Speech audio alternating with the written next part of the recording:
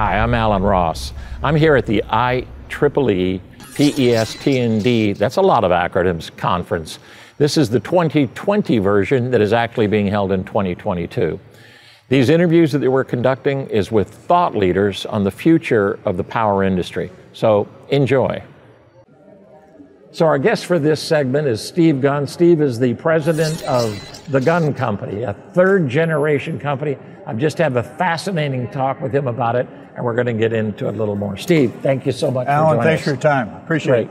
So let's first of all, before we talk about the company, let's talk about the industry. Sure. What are some of the big trends or changes or things that are happening in the industry that haven't happened before? There's a lot going on right now. There is. It's a very interesting time. And I would say one thing that a lot of people are missing is that we've had a tremendous amount of growth for the electrical industry in recent years. So we went through a period between roughly 2008 and 2018 where industry growth really slowed down. And if you looked at the core electrical industry and you looked at the NAICS, or the old Harmonized Tariff Code classification for core electrical equipment, you would find that between 2008 and 2018, the rate of growth was less than 1% a year. Really?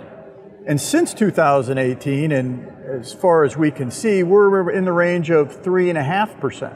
Right. So you're talking about, in just recent years, you've got 4 times the amount of growth on an annualized basis that we saw versus the previous 10 years. Yeah.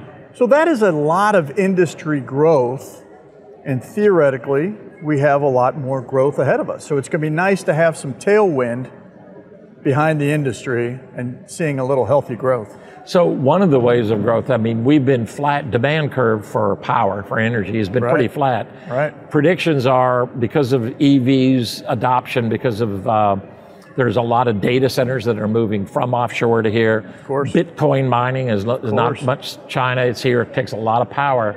The demand curve is anywhere from 30% to 100% higher in the next decade. Yes. That's going to bring a tremendous amount of additional change. Talk about where your perception of where that's going is.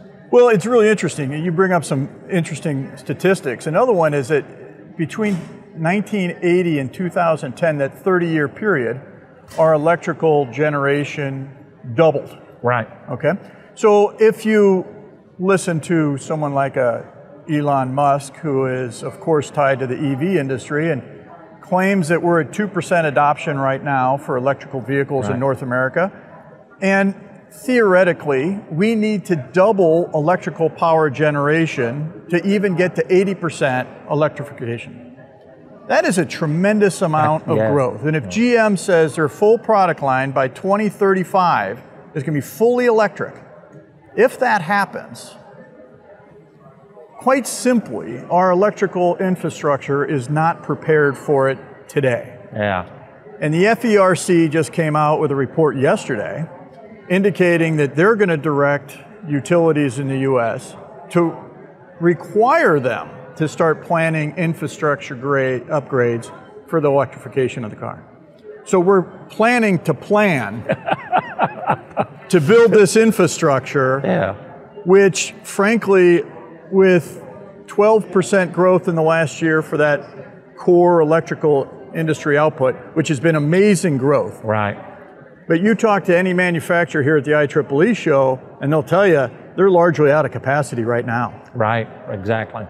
And so if you think about global trends and you think about what has happened from an outsourcing of manufacturing from the United States, starting in roughly the 90s, that all that offshoring has removed so much manufacturing capacity that 1 year of 12% growth has most manufacturers sold out. Now that is an industry challenge. And as we bring, let's call it heavy industry, manufacturing, back into this, you know what manufacturing takes? Power. So now you got electrification of transportation, the data center. I'm on the 100% curve. I think this is going to double in the next 10 to 15 years, the demand of power. Now, some people say, oh, we have enough excess generation, but we don't have a system that's able to handle that generation. That's correct. So the whole grid edge part of the thing, I'm a member of the Grid Edge Steering Committee, which is a conference we're putting on in April of next year. It's designed to be as big as this. PES is putting it on as Grid Edge, IEEE Grid Edge. And it's partly because we're not ready for that. The government is going to put a lot of money into the pie, right? I sure hope infrastructure bill is going to do that.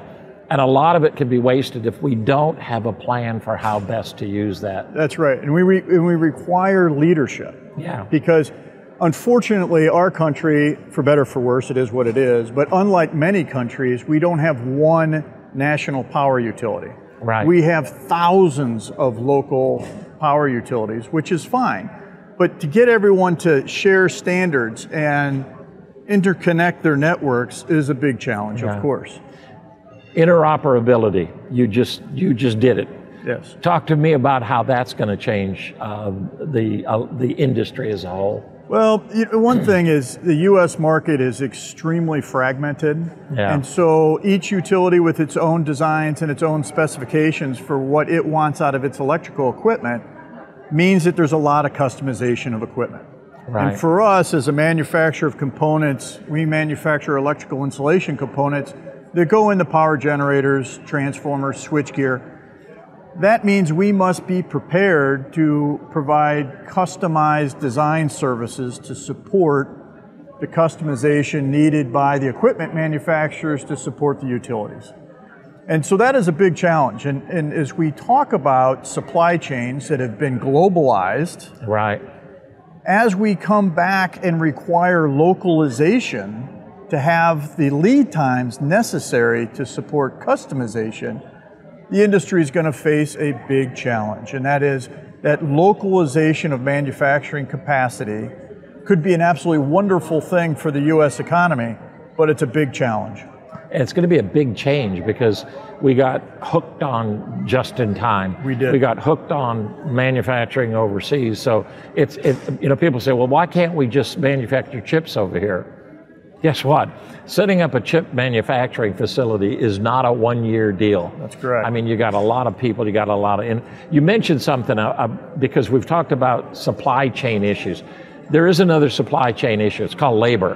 Of course. How do you see, how is your labor situation and how do you see it going forward? Well, the big challenge from a labor availability perspective is we're, of course, dealing in a 3% unemployment environment. Right.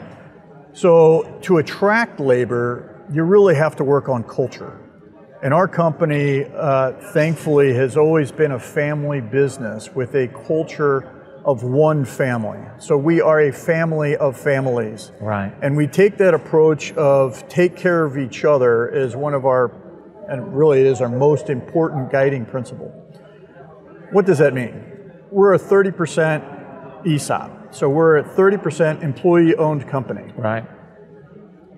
Our family decided to share the ownership of our company with our employees, knowing that it was consistent with our cultural values. Right.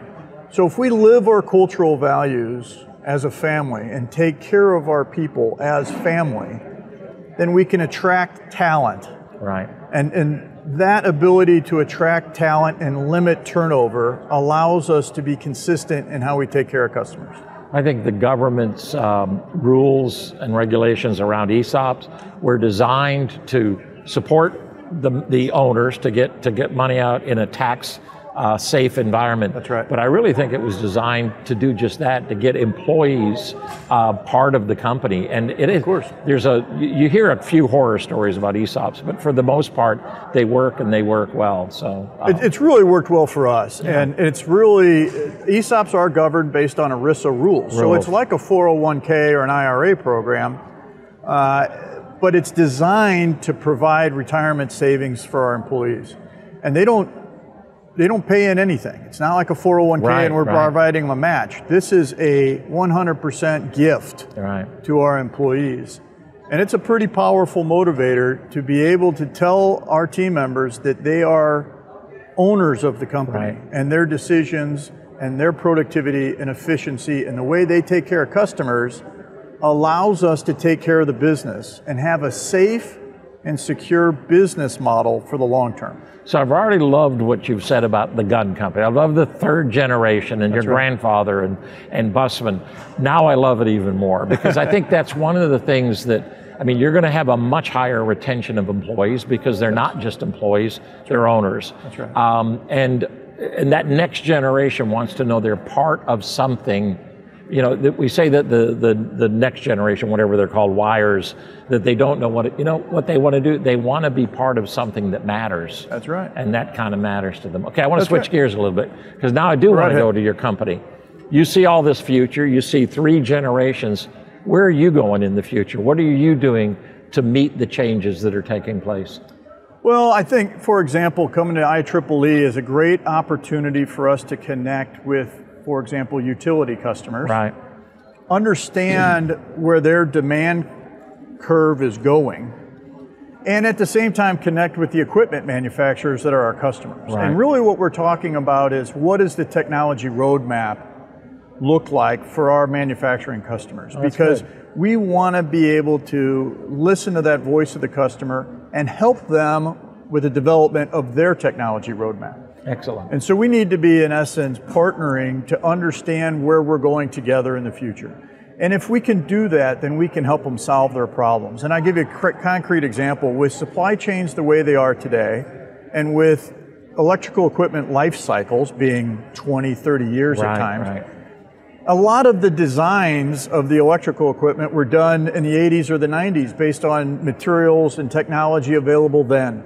What they're finding out is, with the globalization of supply chains, what they specified back then is no longer available. Yeah. And in many cases, they've sole sourced themselves because their other 2 or 3 sources don't exist anymore. Yeah, they're no longer in business. That's right.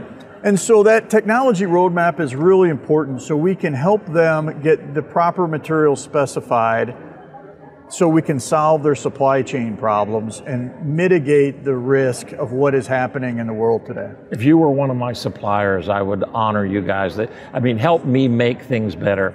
Last series, I want to talk a little bit about a question I've got for you, is IEEE itself. I know the family had to be involved in IEEE, and no doubt, the commitment to your people to be involved in IEEE. What does IEEE mean to you? What is the value that IEEE brings to the gun family, and what do you bring to IEEE? Well, first of all, we have a lot of engineers that are members of IEEE. Right. And the ongoing education, continuing education opportunities, I think, are outstanding. And for the IEEE to put together a show like this that brings together the industry, and the technical courses and the seminars that are available during a week like this, I think are really important for educating our next generation that are going to be serving this industry. And so I think IEEE does a great job as a society of putting out technical content to educate the next generation. And so for us, there's a lot of value in participating. And we do participate in various committees and encourage our younger engineers to get involved early in their career for continuing education. That's where the thankless job is, the committees, where I have one committee that meets every Wednesday at 5 o'clock. Right. Every Wednesday at 5 o'clock. And my wife says, so why do you do that again?